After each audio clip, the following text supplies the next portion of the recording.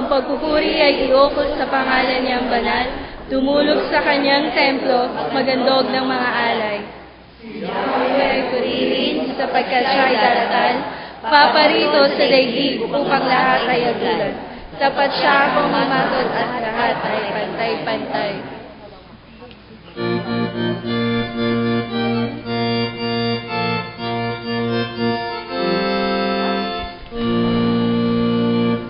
Ating purihin ang Diyos na dakila. Pagsamba ay alay, umawit ang madla. Ang pangalan na'y laging ipandila.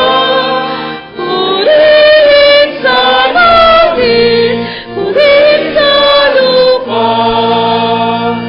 Ang pagpapala ng Diyos ay hanapin, maglingkod na palagi, ang aral niya'y sundin. Ang pag-ibig niya'y laging sundin. Biyaya ng buhay ay ating kakamtin. Ang tiwala, buhay ay alay, ang lahat ay ilaga sa kanyang handungan. May biyaya siya ating alay. Purihin siyang naging, purihin ay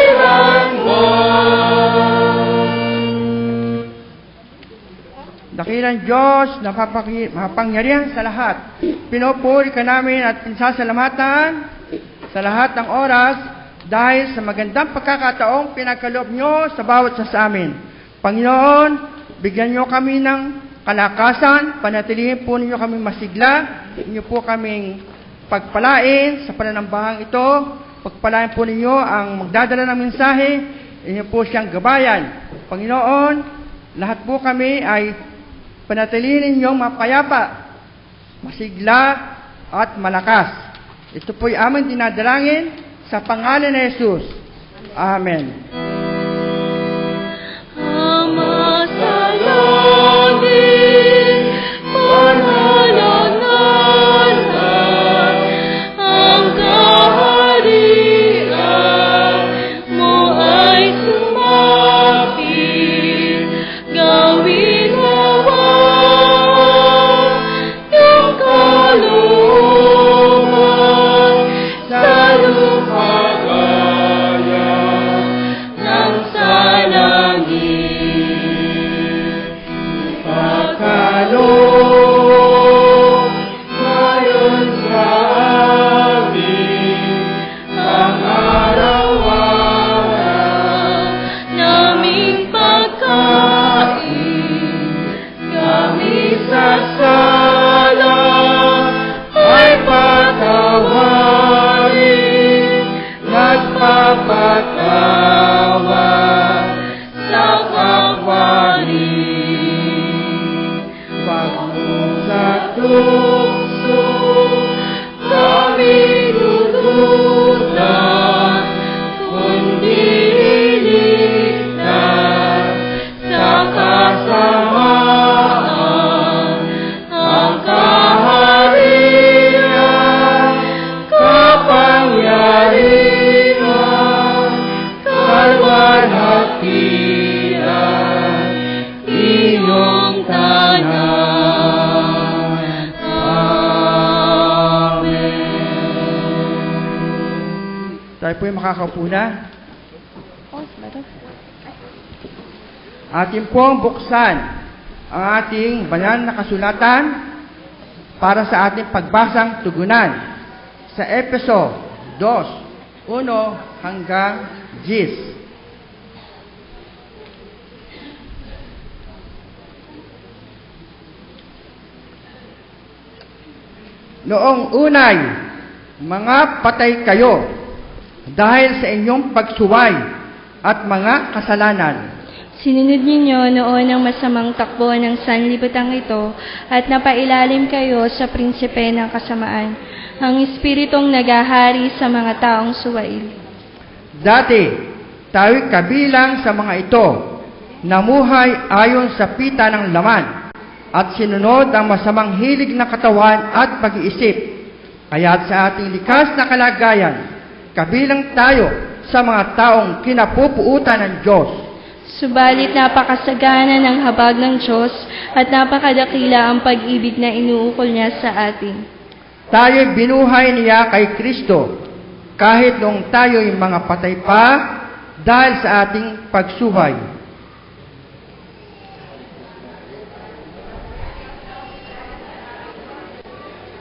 Muling binuhay ng kasama niya at pinaupong kasama niya sa kalangitan.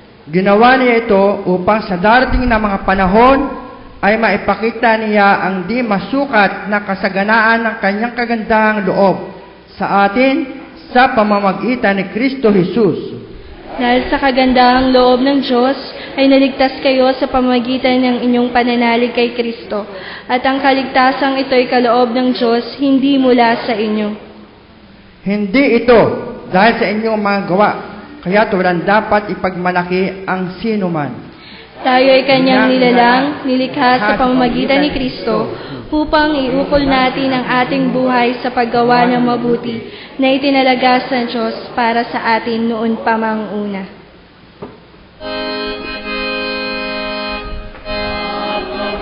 Pagpurihan ang anak at ang Espiritu, buhat pa sa unang-unang, ngayon mapakailanman, walang hanggan. Amen. Amen.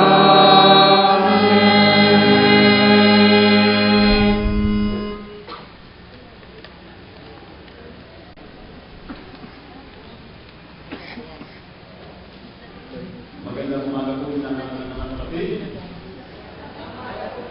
Sa kahilingan po ng ating mahal na conference minister at sa pagpapatunayan at katastasan sa Board of Elders ay hindi po ang ilipon sa iwagdala ng pagpabalita na katulad ng nakasira ng pastor po at sa nagpabalita sa pangalagaan. Narito po ang mga kaunang balita na nakakatuloy sa ating bulitin. Unang po ay nais ko natin pagiging ang lahat ng mga nag-aaral sa mga arawan ngayong araw ng ito. At natin po ang kanyang pangalan, ang kapatid na Socorro Lomber. Ano po? At yun pa po may mga arawan din na hindi po nakatala dito. Ay natin po silang mapatili sa pangitahan ng ating kapaloy ng magkailan. Tayo muna magkaroon po ng pagbabatian ng kapayapaan. Maligayang Bati, maligayang araw, maligayang bati sa iyong pagsilang. Sumainyo nawa ang ligayang tunay, dahil manawari lumawi ang buhay. Maligayang bati, maligayang araw, maligayang bati sa iyong pagsilang. Sumainyo nawa ang ligayang tunay, dahil manawari lumawig ang buhay. Ang ating pong kasunod na pagbalita ayon po sa ating bulitin ay ang ating pong patuloy na masasabi sa pamagitan ng ating panalangin at pag-iisa sa kanilang nararamdaman ang mga may sakit po sa kasalukuyan, sa kasalukuyan po yung iba, sa kasalukuyan dahil na nasa palitan ng katataman. Yun na lamang kuntinan ang kanilang mga pangalan sa ating pong bulitin upang sa ganoon ay huwag natin sila isa sa ating mga panalangin. At hindi po ang ating mga gawain ng ating iglesia sa loob ng linggo ito ay hindi po makabasa sa baba ang mga karagdagan. Ngayon po ay araw ng ating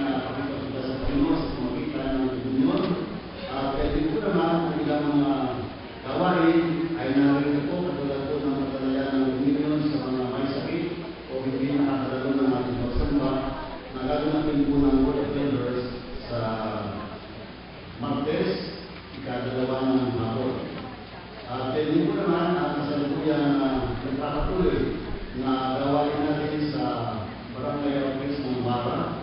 Meron po tayong patuloy na gawain ng Bible study sa Bara. Ganyan din po sa Sabado, ang Bara Youth ng mga kabataan ay magpapatuloy po ang Bible study.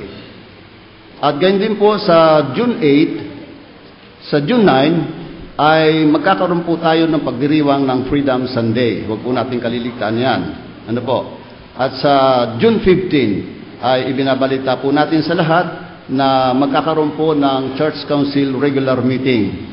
Kaya paalala po sa lahat ng mga kaanib ng Church Council. June 15 po gaganapin ang ating regular council meeting. Ang ating pong school board meeting ay magkakaroon din ng pagpupulong sa darating na June 9. At ang ating pong paaralan ay magbubukas ng regular na klase sa June 10 sa ating pong Magil Memorial School. Binabalita din po natin sa lahat, lalong-lalo na sa mga grupo ng ating organisasyon, ang CYF, ang CIAF, CWA at mga UCM, at lahat ng kaanib ay inaanyayahan pong daluhan ang gaganaping Quezon District Fellowship sa UCCP Lukban sa June 15. At ganyan din po naman ang nalalapit na koinonia ng CWA na gaganapin po sa June 8, alas 2 po ng hapon dito sa UCCP Magil. Tama po ba dito sa Magil? Okay. Sa June 16 po ay idaraos natin ang ating Father's Day. Ano po? Kaya yung lahat po ng mga tatay ay inaanyayahan pong magkakaligtaan na dumalo sa ating pananambahan sapagkat po yun ay piniling araw ng ating Panginoon para sa mga ama ng tahanan.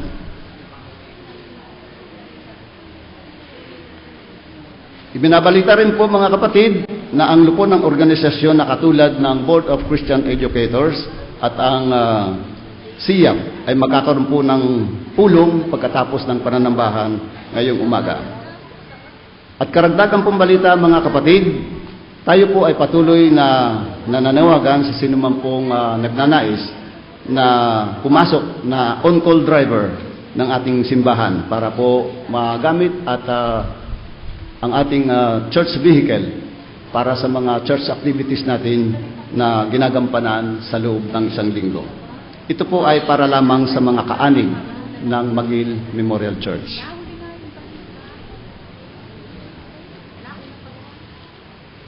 At bilang karagdagang balita, mga minamahal na mga kapatid,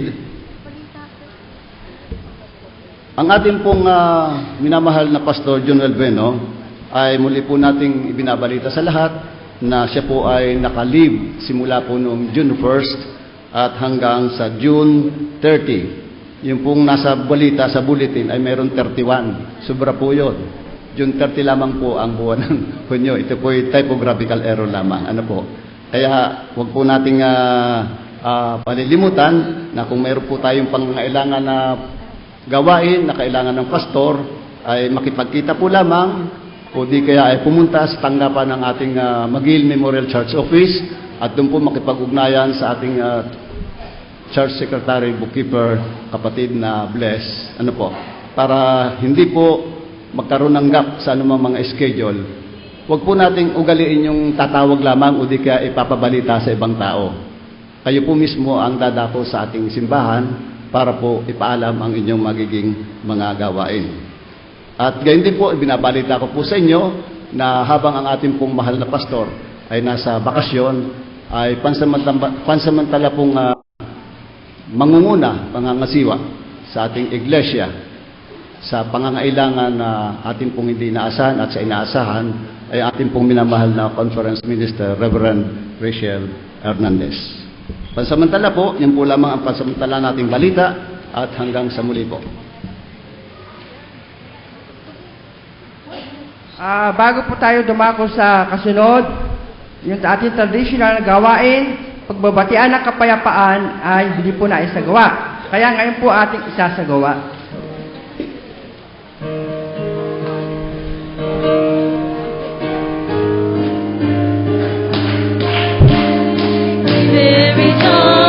We will rejoice, and be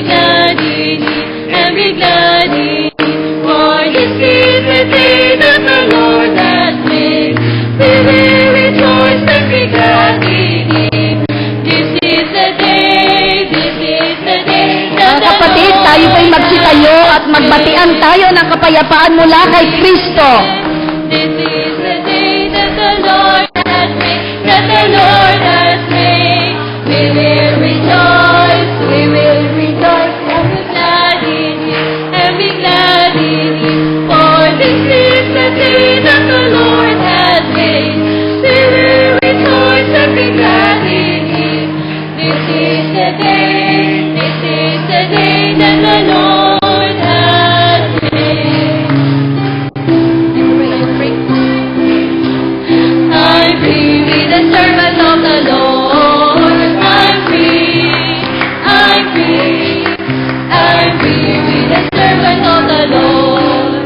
We thought we had to praise Him, we thought we had to sing a song, we thought we had to love.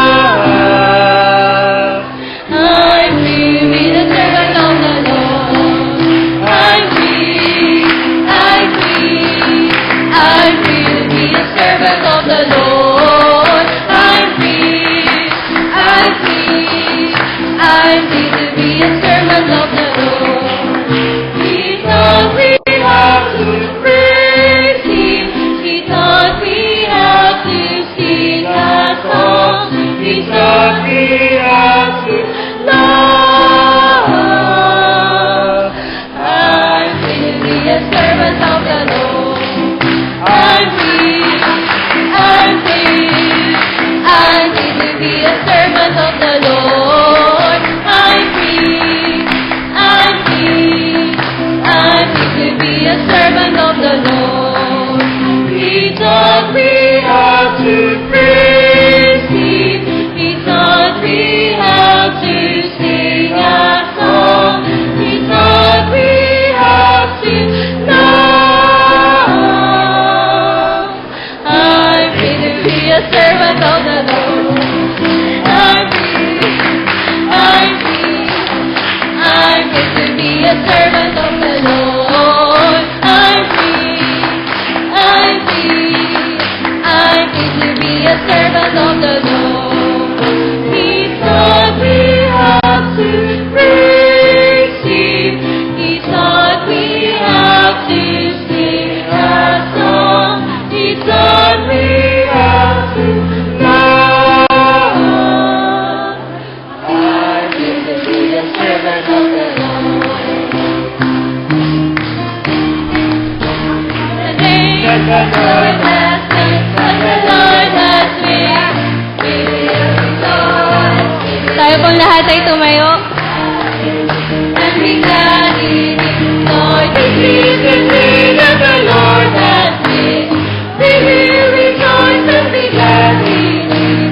This is the day that the Lord has made.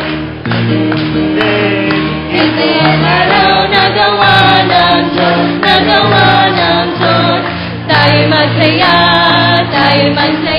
at purihin Siya, at purihin Siya. Oh, ito ang araw na gawa ng Diyos. Tayo'y magsaya at purihin Siya. Ito ang araw na gawa ng Diyos.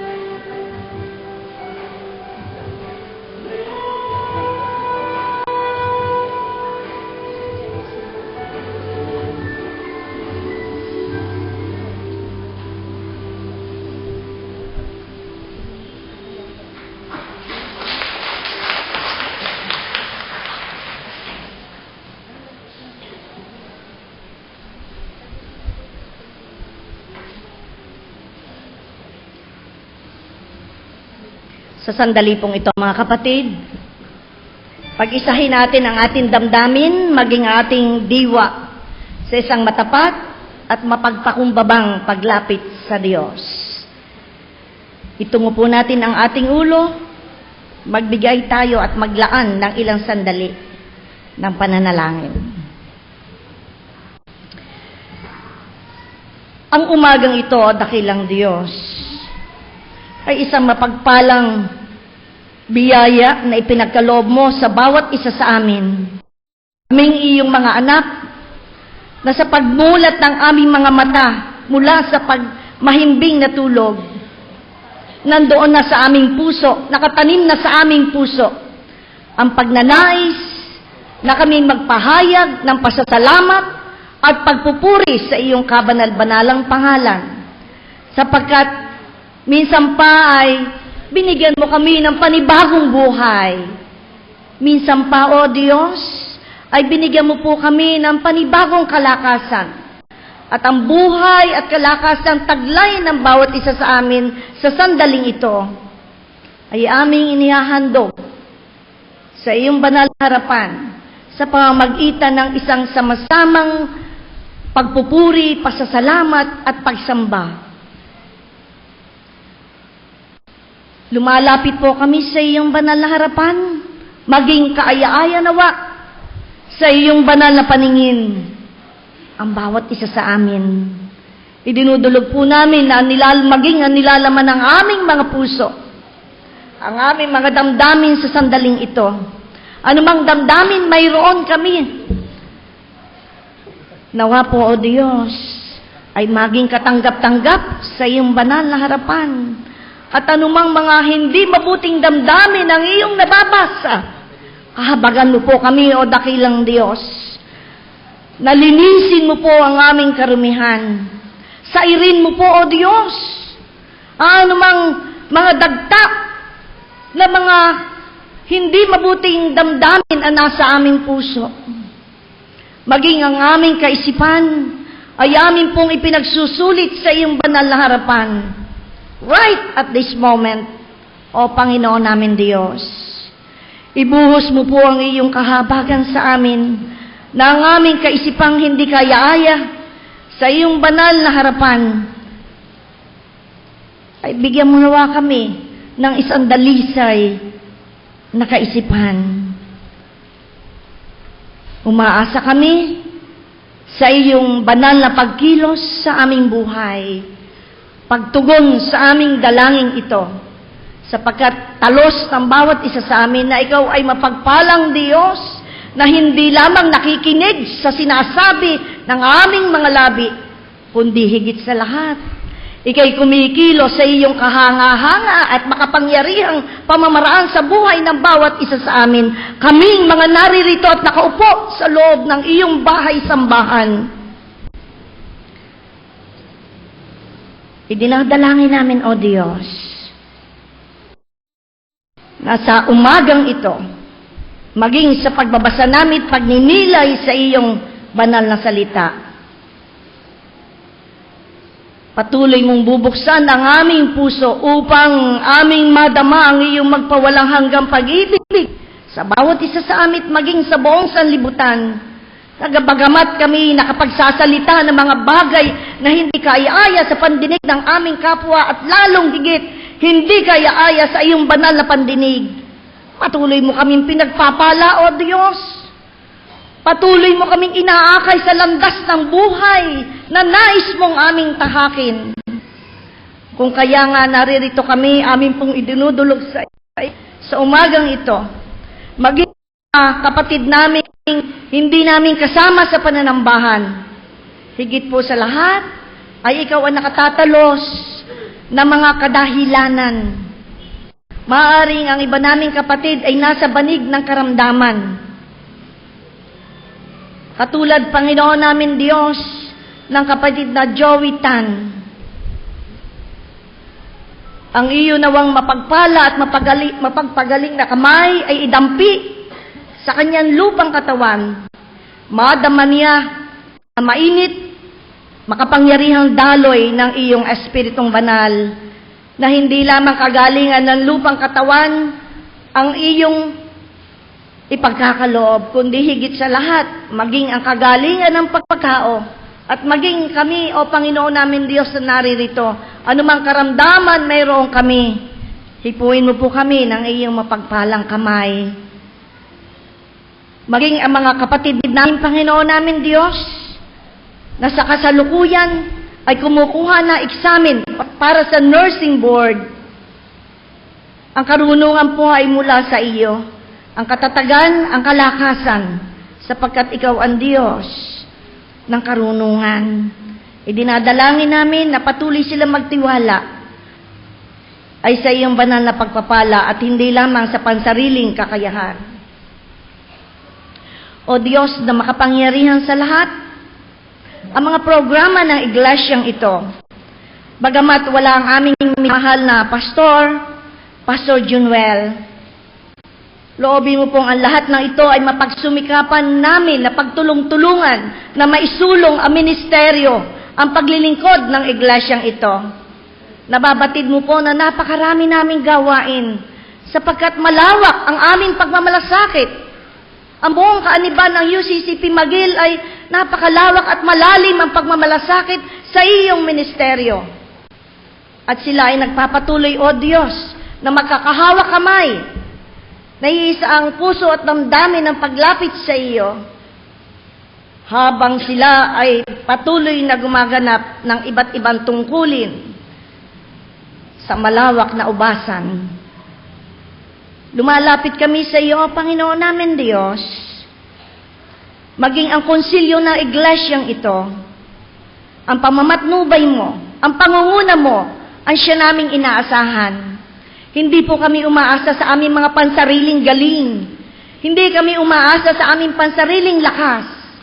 Hindi kami umaasa sa kagalingan ng sinuman, kundi tanging sa kagalingan mo lamang, O mapagpalang Diyos. Inilalapit ko po sa iyo na patuloy mo kaming bigkisin ng iyong mapagpala o pangligtas na pag-ibig. Na kami ay naririto, nagpapatuloy kaming humayo sa pagdadala ng mabuting balita ng iyong banal na pag-ibig. Sapagkat buong kahabagan mo kaming pinupuspos ng kapangyarihan ng iyong Espiritong Banal. Na sa pagdiriwang namin ng nakaraang linggo at sa mga darating panlinggo ng tungkol sa banal na Espiritu, patuloy naming hinihingi sa iyo, O dakilang Diyos, ang iyong banal na pakikipisan, ang iyong banal na pananahanan sa aming mga puso, ang iyong banal na pamamatnubay sa pamamagitan ng iyong banal na kapangyarihan. Loobin mo pong sa aming pagdiriwang ng sakramento ng banal na hapunan sa umagang ito, maging kalugod-lugod nawa ang bawat isa sa amin. Sa pagsuri mo sa aming diwa, maasa kami, O Diyos, na anumang buhay mayroong kami, ito po ay magiging kaya-aya sa iyong banal na harapan. Sumasamo kami sa iyo ng buong katapatan, O dakilang Diyos, sa aming mga dalangin ito ay iyong tinatanggap ng buong kaluguran. Sa pangalan ni Jesucristo, ito po'y aming dalangin. Amen.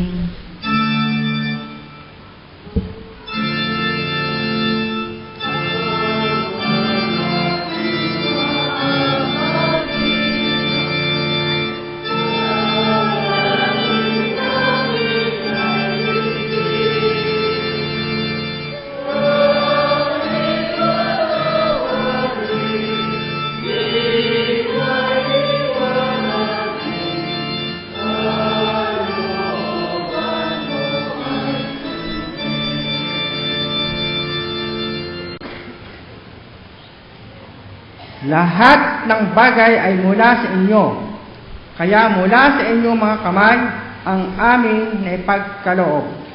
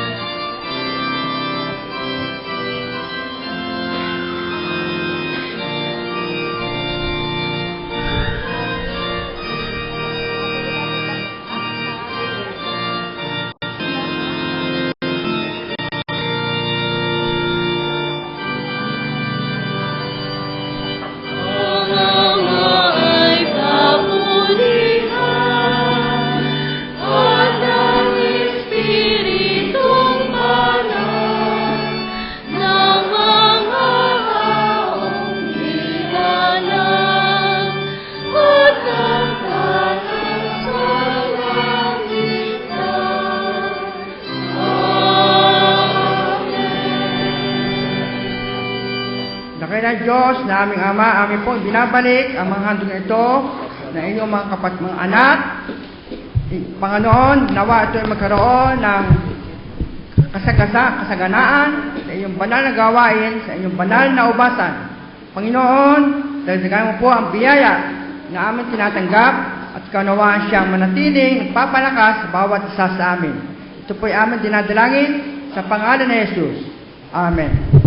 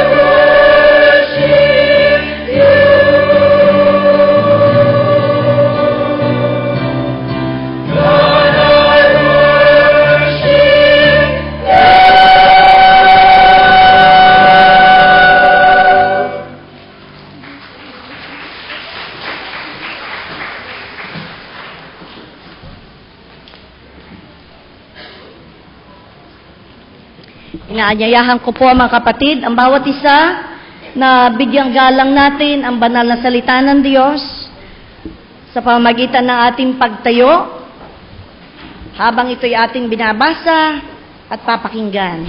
Kung tayo po'y may dalang banal na kasulatan, ay buksan po natin ang matandang tipan sa sulat ng awit. Pangkat 8, talatang 3 hanggang 9. Ganito po ang ating mababasa. Ang likha mong langit kung aking pagmasdan, pati mga tala, bituin at bungan. Ano nga ang tao upang iyong alalahanin? Ay ano nga siya na sukat mong kalingain? Nilikha mo siya na halos kapantay ng iyong luningning at kadakilaan. Pinamahala mo sa buong daigdig sa lahat ng bagay, malaki at maliit. Mga baka at tupa, hayop na mabangis. Ang lahat ng ibong nasa himpapawid at maging sa isda, sa lalim ng tubig. Sa buong daigdig, ikaw, Yahweh, ang banal mong ngalan ay dadakilain. Ganon din po sa sulat, ayon sa mga taga-Roma, pangkat 5, talatang 1 hanggang 5 ay ganito ang ating mapapakinggang mabasahin. Mga bunga ng pagpapawalang sala. Yamang napawalang sala na tayo dahil sa pananalig sa ating Panginoong Jesucristo. Sa pamamagitan ay mayroon na tayong kapanatagan sa harapan ng Diyos. Sa pamamagitan nga niya ay tinatamasa natin ang kagandahang loob ng Diyos. At lubos tayong nagagalak sa ating pag-asa na makakasama sa kanyang kaluwalhatian. Bukod dito, nagagalak tayo sa ating mga pagbabata sapagkat alam nating ito'y nagbubunga ng pagtsatsaga. At ang pagtsatsaga ay nagbubunga ng katatagan. At ang katatagan ay nagbubunga ng pag-asa. Hindi tayo nabibigo sa ating pag-asa sapagkat ang pag-ibig ng Diyos ay ibinuhos sa ating mga puso sa pamamagitan ng Espiritu Santo na ipinagkaloob na sa atin. Ganon din po sa Ebanghelyo, ayon kay Juan, pangkat 16, talatang 12 hanggang 15. Marami pa akong sasabihin sa inyo, ngunit hindi pa ninyo kayang unawain ngayon. Pagdating ng Espiritu ng katotohanan, tutulungan niya kayo upang maunawaan ninyo ang buong katotohanan, sapagkat magsasalita siya hindi sa ganang kanyang sarili. Sasabihin niya sa inyo ang kanyang narinig at ipapahayag ang mga bagay na darating. Pararangalan niya ako, sapagkat sa akin magmumula ang ipapahayag niya sa inyo. Ang lahat ng sa Ama ay akin, kaya ko sinabing sa akin magmumula ang ipapahayag niya sa inyo. Maging kapayapaan nawa ng ating puso ang mga salita ng Diyos na ating narinig na binasa. Makakaupo na po ang kapulungan.